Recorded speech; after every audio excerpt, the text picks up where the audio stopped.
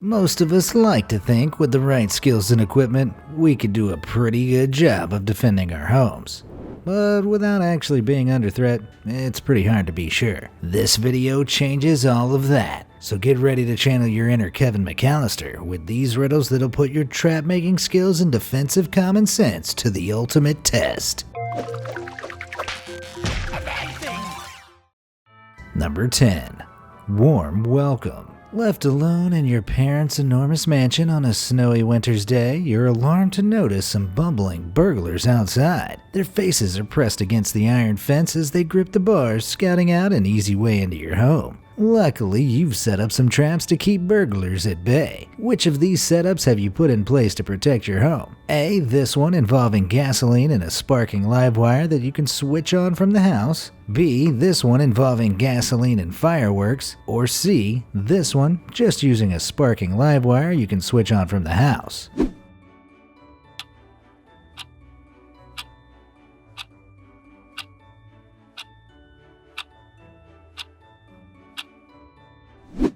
Fireworks and gasoline are certain to create a fiery explosion to keep those burglars at bay, and a live wire in the gas puddle will create a similar effect too. But notice the trail of gasoline leading back to the house on those two options? That seems like a house fire waiting to happen to me. Choosing the wire on its own is the best choice. See how it's touching the iron fence? As soon as it's switched on, the burglars gripping the fence will get a nasty welcome shock. Number 9. Handle it.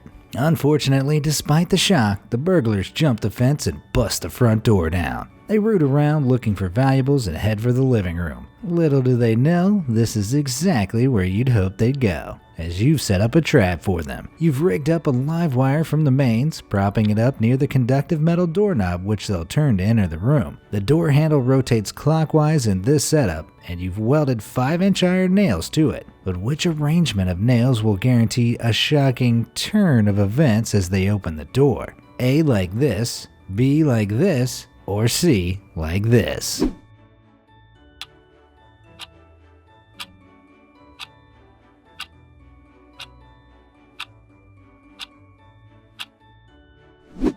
If you paid attention to the setup, you'll have noticed the cabinet right next to the door. The length of the nails would mean that even though setup C's upper nail is closest to the wire, the other nail will get stuck on the cabinet while the handle is being turned. This will stop the motion short. Option B's nail would likewise get stuck and wouldn't turn far enough. The only option is option A, which has nothing stopping it making the connection. Zip zap! Number 8.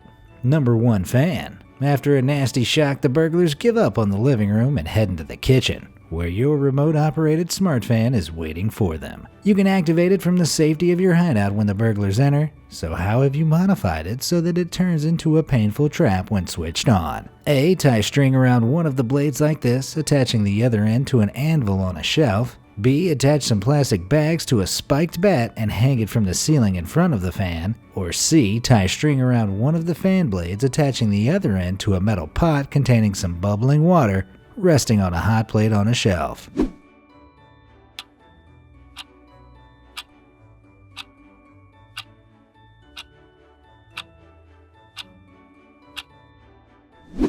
Granted, the baseball bat plastic bag fan system might get some movement as the plastic bag catches the smart fan's air, but the fan wouldn't be able to push the bat hard enough to deliver a painful blow. Similarly, the fan's motor wouldn't be power enough to pull an anvil off a shelf and onto an intruder. A pot of boiling water, on the other hand, is much lighter and reasonable enough to pull down. Plus, the splash radius is pretty large, likely giving the burglars a blistering washdown. Number 7. High voltage deterrents. Despite the burns, the burglars press onward into the dining hall. Using a car battery, uninsulated, conductive metal wires, and jumper cables, you've devised yet another trap. Which option is most likely to bring the pain when they enter through the dining hall door? A. A large iron stew pot propped above the half-open door wired up to the car battery. B. Uninsulated metal wire pulled tight across the bottom of the door frame connected to the car battery. Or C. A dozen iron kitchen chairs flipped and arranged into an obstacle course wired up in a series to the battery.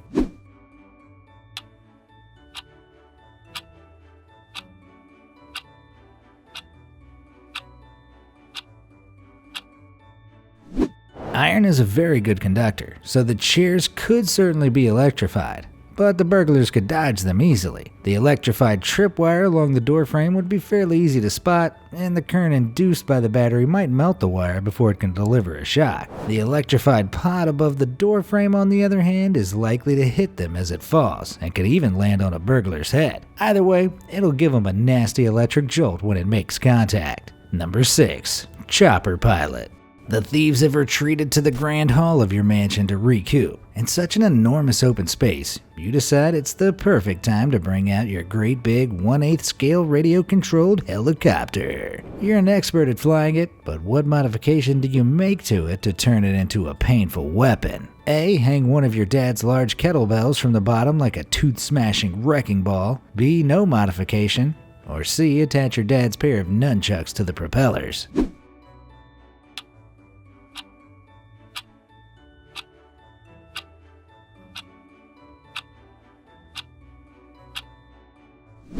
While high-speed rotating nunchucks would be a terrifying thing to encounter, attaching them to perpendicular rotors like that would throw the copter way off balance. It wouldn't even be able to leave the ground. The kettlebell similarly would keep it grounded or impossible to control. 1/8 size RC copters are certainly powerful, but lifting heavy weights like that will be an unnecessary challenge. Leaving the copter as is perfectly good enough. Even adding nothing, when you fly the machine down into the hall, its rotors will be extremely dangerous. They're sure to give the burglars a very clean shave, or worse, depending on how you fly the thing. Number 5. Firework Fun.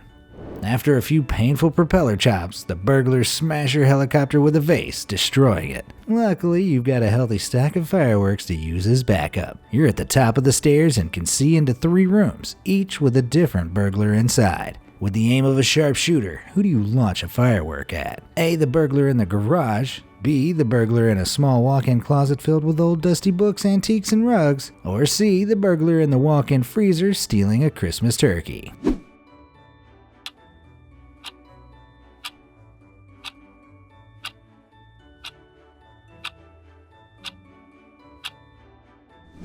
With all that highly flammable gasoline stored in there, a firework is the last thing you want to send hurtling into the garage. And all those old dusty items in the closet are almost equally as likely to go up in flames as the gasoline in the garage. A freezer, on the other hand, will be a much more controlled environment for blasting. Plus, those icicles on the ceiling could land you some bonus points if they fall down. Number 4. Step to it. Finally realizing how much of a threat you are, the robbers head to the stairs. They're coming for you. So which DIY defense will be most useful? A. Roll grandma's mobility scooter decked out with knives at all angles down the stairs. B. Poke a hole in your dad's favorite whiskey barrel and roll it down the stairs, throwing some burning matches along with it. Or C. Shoot 6mm metal ball bearings out of your sister's bright pink airsoft pistol.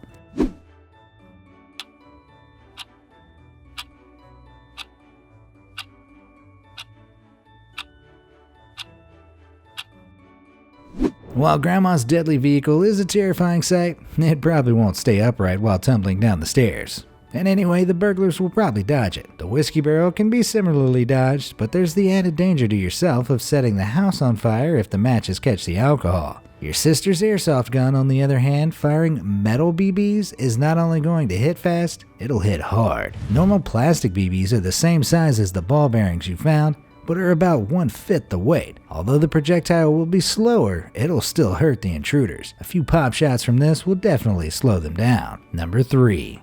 Closet capers. You eventually let the burglars come upstairs before launching a full offensive of BBs, driving them into a walk-in closet. Well, in their case, it's a run-in closet. The closet is 15 feet long and contains nothing but a wobbly old antique bookcase at the end. Which item choice will ensure their entry to the closet is made particularly unpleasant? A. 2 nails and 4 feet of sturdy metal wire. B. A 3.5 pint industrial bottle of peanut oil. Or C. 7 mouse traps.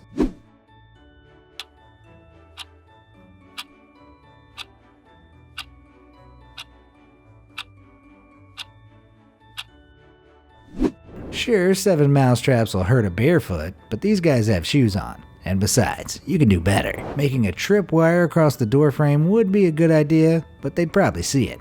And even if they didn't, they'd only fall onto the floor. You'll do the most damage by getting them to fall into the bookcase. If you lay down some peanut oil, which is hard to see on dark wood floor, there's a high chance they'll slip and slide straight into the bookcase as they run into the room. When they do, chances are at least one of the 3 bowling balls on top will be knocked straight down on top of them. Number 2. Bear trap trickery. While the burglars recover, it's time to utilize your dad's bear trap. You lure the burglars into the attic where you've set up a trap for them. Which is the best way to use the bear trap after you've set it? A. Hold it in your hand ready to throw. B. Hide it in an open storage chest under lots of expensive, luxurious clothes. Or C. Place it under a velvet pillow with a large diamond sat on top inside a hinged glass top cabinet.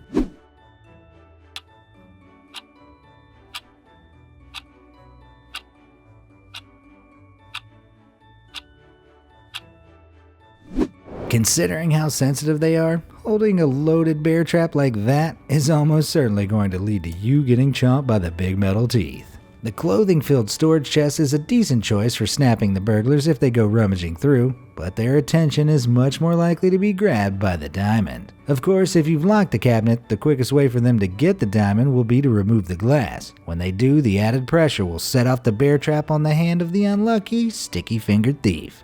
Number 1. A swift exit.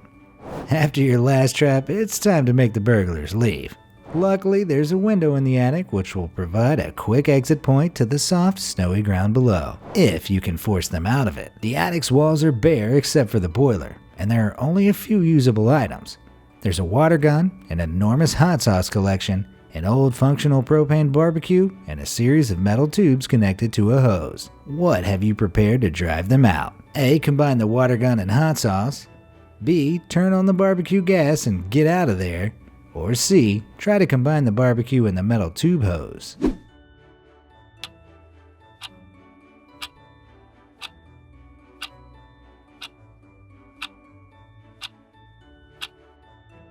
Turning on the barbecue gas isn't going to achieve much in a short period of time. If you left it running for a long time beforehand as the room slowly filled with gas, the boiler's pilot light could blow the roof off. Blowing your house up isn't exactly the best kind of home defense. Just saying. A hot sauce-filled water gun would undoubtedly cause agony if sprayed in a burglar's eyes, but it probably won't be dangerous enough to force them out of the window. Combining the barbecue and the strange tube device, on the other hand, now there's some controlled chaos. That strange device is actually a garden weed killer torch and attaches to any standard propane tank. If you detach the barbecue's gas hose from the propane tank and the weed torch to the tank instead, you'll have a propane flamethrower on your hands. With the torch's easily adjustable flame intensity and built-in sparker, you'll be able to fire controlled burst at the burglars, driving their terrified behinds straight out the window. Onto a cushy pile of snow, granted, but the soft landing won't change the fact that these guys are never coming back to your place. Were you able to figure out all of these tricky trap riddles and save your house? If not, which one caught you out? Let me know in the comments section down below. Thanks for watching, you filthy animals.